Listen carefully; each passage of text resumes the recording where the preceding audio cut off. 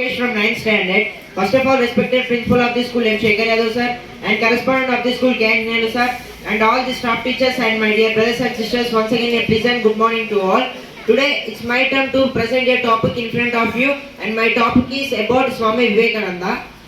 He was a great philosopher, author, religious teacher, and he had succeeded in the Parliament regions of Chicago in the year of 1893. First, let me discuss about his biography. Swami Vivekananda was born as Narendra Datta in their ancestral house in Gauramohan Mukherjee Street in Calcutta during the Makara Sankranti festival, and his father name is Vishwanath Datta and his mother name is Bhuvaneshwari Devi, and he was born on 12th January 1863, and his father was the attorney at the Calcutta's High Court and his mother was a devout housewife, and he was interested in spirituality and used to meditate before the images of Shiva, Rama and Mahavir Hanuman.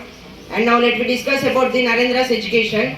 Narendra, at the age of 8 years in 1871, Narendra enrolled at the Ishwar Chandra's Metropolitan Institution, where he studied until his family moved to Raipur in 1877. In 1879, his family returned to Calcutta. He was the only student to receive the first division marks in the Presidency College, and he was also interested in reading wide subjects like social science and art and literature, and he was also interested in Bhagavad Gita, Upanishads and Mahabharata and the Ramayana, and he also translated the Herbert Spencer book in the year of 1863 into the Bengali language, and he completed in 1881 he completed Fine Arts examination, and in 1884 he completed the Bachelor of Arts degree.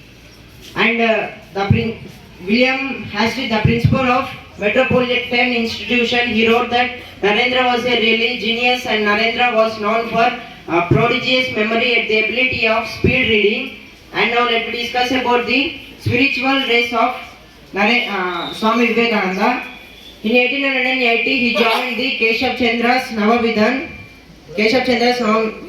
and which was established by after the meeting with Ramakrishna to convert the Christianity into the Hinduism. And he was also a member of Brahma Samaj during his 20s, and he was also active in the Sense Band of Hope, which tried to discourage the youth from the smoking and drinking. And he not satisfied with his philosophy knowledge, and a question raised in his mind which made the intellectual quest for the God. He asked the several residents in the Calcutta if they had come face to face with God, but none of their answers satisfied the Swami Vivekananda, and he asked the Debendranath Tagore, the leader of Brahma Samaj, if he had seen a God. Instead of answering the question, he said that, "My dear boy, you have the yogi's eyes." And he also asked the Ramakrishna if he had seen a God, but Narendra said the answer by saying, yes, I see him as I see you, with an infinitely intenser sense. And now let me discuss about the meeting with Ramakrishna. Narendra's first introduction to the Ramakrishna was occurred in the literature class when his lecturer teaching about the William Wordsworth poem The Excursion. He didn't understand the meaning of trance, and he asked his lecturer to know the meaning of the trance. Instead of answering the question, lecturer said, to know the true meaning of the trance, you must visit the Ramakrishna of Dakshineshwar. That made some students, including Narendra, to excitement to meet the Ramakrishna. They probably first met on 1881 in November. At this time, Narendra was preparing for the upcoming FA examination, and he was invited to the Surendranath Chitra's house, where Ramakrishna was invited to deliver a lecture. There, Ramakrishna asked the Narendra to sing a song. Impressed by his singing talents, Ramakrishna asked the Narendra to come to the Dakshineshwar. In later 1881 or early 1882, Narendra went to the Dakshineshwar with his two friends, and at early time he doesn't realize Ramakrishna as his guru, but impressed by later his personality and discipline, he became a student of the Ramakrishna. And after the sudden death of Narendra's father in the year of 1895, Narendra's family faced a lot of financial problems. Creditors forced them to repayment of loans and their relatives forced them to leave their ancestral house. And in that time, Narendra went to Dakshineshwar to meet the Ramakrishna, and as a member of Brahma Samaj, he opposed the idol worship of God, and Narendra asked the Ramakrishna to worship to the God for his family to financial welfare, and instead of worshipping the God, Ramakrishna suggested him that to go to the temple and to praise the God for the financial welfare. Narendra went thrice to the temple but failed to pray for the God because he don't know how to praise to the God as a member of Brahma Samaj. And now let me discuss about the monastic vows.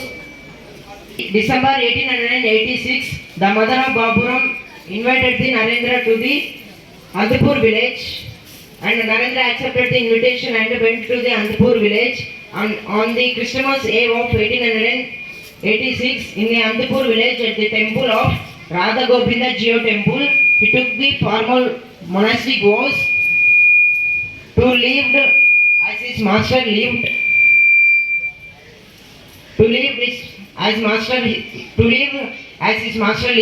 and there he took the name from Narendra to the Swami Vivekananda. And now let me discuss about travels in India.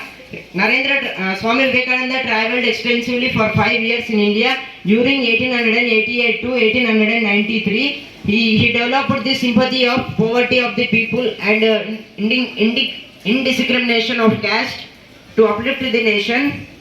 And Swami Vivekananda worked with all kinds of religions of people while travelling in India, like Rajas, Divans, and Hindus, Muslims, and Christians. And he also travelled by foot and by the railway tickets which were brought by the admirers. And now let me discuss about the first two visit West during the years of 1893 to 1897. In 1893, Swami Vivekananda arrived in the Japan. First he visited the several cities in Japan like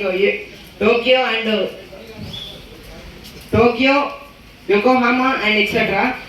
And later he went to the Parliament regions of Chicago in the year of 1893, 30 July.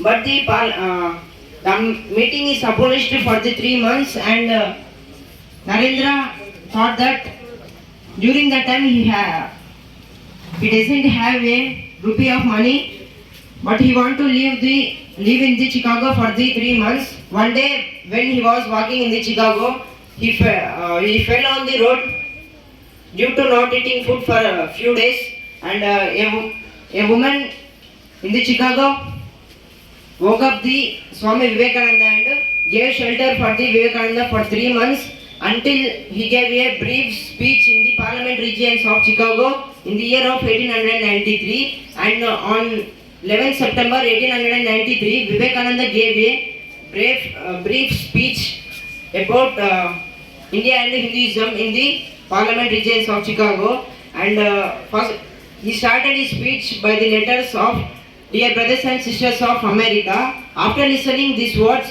nearly 4,000 members in the parliament stood up and clapped for the 2 minutes, because the other gentlemen of different religions, they introduced them by saying good morning and other things. But Swami Vivekananda introduced in our India and Hinduism culture. And now let me discuss about UK and US lecturer.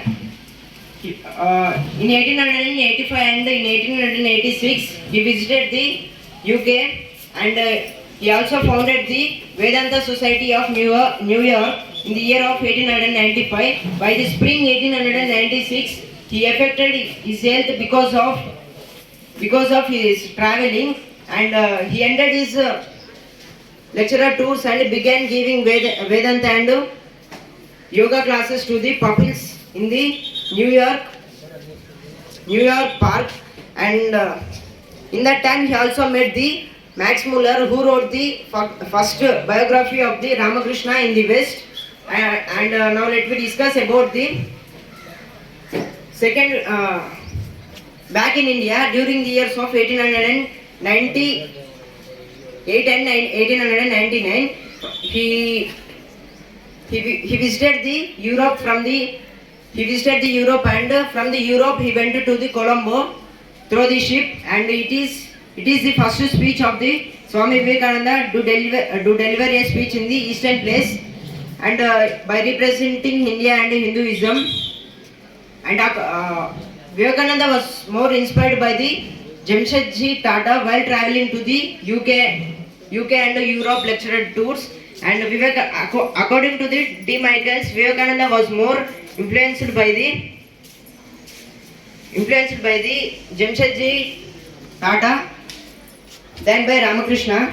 And now let me discuss about the second visit to the final years during 1899 to 1902. Vivekananda travelled extensively second time for the western places, accompanied by sister Nivedita and Swami Turyananda. Because despite declining health, he stayed in the after a brief stay in the Europe. He went to